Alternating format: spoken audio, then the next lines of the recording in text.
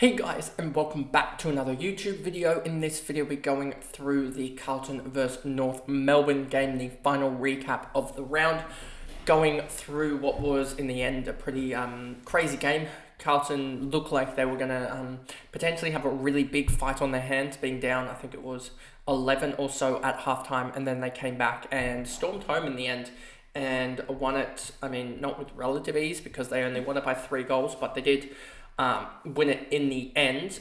So yeah, it was an interesting game to say the least. But yeah, that third quarter they kicked 7 goals, 5 to 3 goals, and ended up taking a pretty decent advantage in. And then the last quarter, 2 goals, 4 to 2 goals, 2. North Melbourne did all they could, kicking 14 goals, 4, but amount of chances that Carlton had in the end just got the weighted numbers. Got them the job done over the line. And yeah, so before we jump into this video, remember to like and subscribe, turn the notification bell on so you know when I upload, and let's get into this video. So here we go. As you see, Curnow 101, he kicked in the end 4 goals, 2, 15 touches, 9 marks. He just had a really good second half in the end with 1, 2, 3, 3 goals, 2. Yeah, 3 goals, 2 in the end for him in the second half. I probably should have just looked at the first half and then deducted it off. But yeah, 3 goals, 2 for him in the second half, 75 fantasy points. I don't think he's fantasy relevant, but I will have to just check their run home because they could have an absolute just run home. They've got Port, Collingwood, Hawthorn, West Coast, St Kilda. Now, I'd need to check with that, but I wouldn't be surprised if you could potentially take a chance on Curnow in the last 2 rounds, like we did last year with Tex Walker. A lot of people did take that opportunity, and I think I floated it. There's a chance you take that opportunity with Curnow in the last 2 rounds against the Eagles and against the Saints, where you just go, yep, 7th forward, just here you go, try and kick a bag like 5 or 6 and each game, and see if you can get a 120 for me at that forward spot.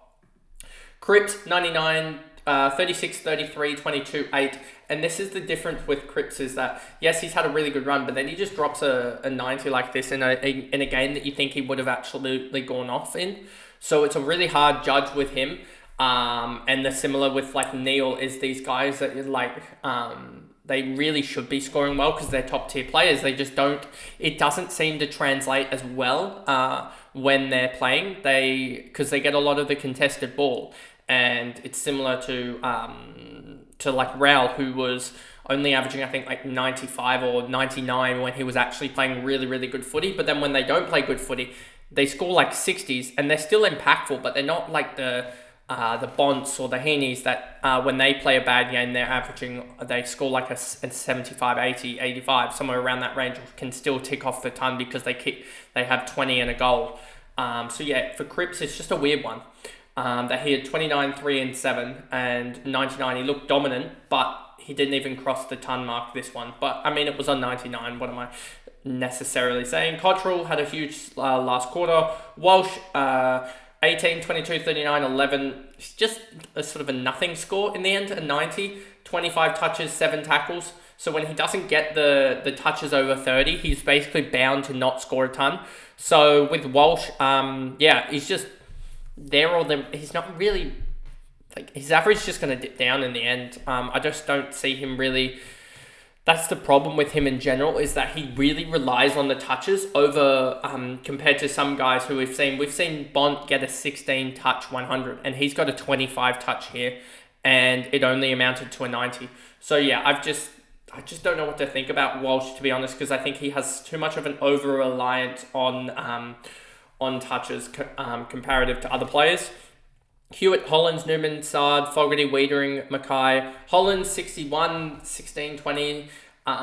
In the end, 16 touches, 2 marks, 5 tackles. I mean, not really relevant at all, even though he has forward status. De Koning is definitely an interesting one. We did float the news, or at least it was floated, and then I backed it up with some of the stats regarding his price next year. It's 87.8, and I just want to check that I'm right in saying that I did say it was 792k. Let me just double check that for you guys. Just got to get through all of this. 87.8 and 792k next year, and I think that puts him right in the conversation. I went back and looked, and I believe Grundy was priced at about 677. So this would be about 120k more expensive for De Koning, and I think if they get rid of Pitnet or move Pitnet on, then I think this guy will be about 50% owned, especially if they move on Pitnet and go for a younger ruckman in the draft, say like a pick 50 or something like that, they get a younger ruckman in, then I think De Koning will be one that is highly owned, as he will be singular ruck every single ruck game, and we've seen that with him here. And if you take out that 18, if we actually go through, and I just want to double check how many games has he played, 1 second, because if you take out that 18 in general, I'm pretty sure De Koning has a pretty good... No, I don't want that. Tom De Koning, there we go. Let's just look here. So he's played 17 games for a total points score of 1492. Take out that 18 and you get him at 1492 minus 18. Divide that by 16. You get him at 92. So he's already priced 4.4 points, a discount of 4.4 based on that 118 game. And then you've also got other discounted games. So I wouldn't be surprised if you went and looked at him as a solo ruck and you found that he averaged like 98 or something like that. So you're probably going to get about 11, 12 point, I think, discount next year, effectively. So I think he is going to be one that is so highly owned just because of that. So there's that one. Carroll, always Kennedy, but yeah, he's out for the season, well, regular season now, with a punctured lung and a broken foot. So yeah, he joins the list of guys that are now on a 4 to 6 week, sort of that 6 to 7 week timeline, I should say, alongside like Packley now, who they've actually gone and done further scans. I think it's only supposed to be 4, but I wouldn't be surprised if they just don't play him for the rest of the regular season. Alongside that of De Koning, I think follows a similar path, that they're going to just not play him the rest of the regular season and get them back for the first finals game. So I think you've got at least 2, maybe even a couple more that are on that similar path there. Kennedy, Akers, Chera, Motlop, Chincotta. Yeah, you can just see both Akers and Kennedy here. Just nothing scores alongside Chera. Then we go over to Sheasel. What a player this guy is. He's probably one of my favorite to watch when he's actually as an opposition fan. He's just picks up the ball at will. 35 touches, 7 marks, 4 tackles, and 2 goals. He's having 30 in 2 most games. I mean, he had to get locked down for a 78. He got tagged for a 78.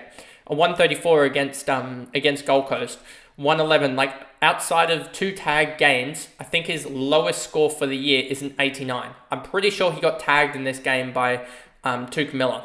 So he got outside of that, and then when he doesn't get tagged, he goes 134. Like, he is absolutely crazy. He's going to be one of the... Well, he already is a star, but I wouldn't be surprised if he's a guy that could average like 125 in a year or something. When he figures out how to evade a tag, he's going to be near on unstoppable. Tristan Cherry, 124, 16 touches, 43 hitouts. Yeah, he's just dominating. And it sucks. But that is what it is. I made a massive call wrong with him. He's just a top ruckman. Scott, Davis Uniacke, McKercher, 86. And this is the thing about McKercher. Everyone was like, oh, I've got to bring him in. He's a mid-price. He's doing well.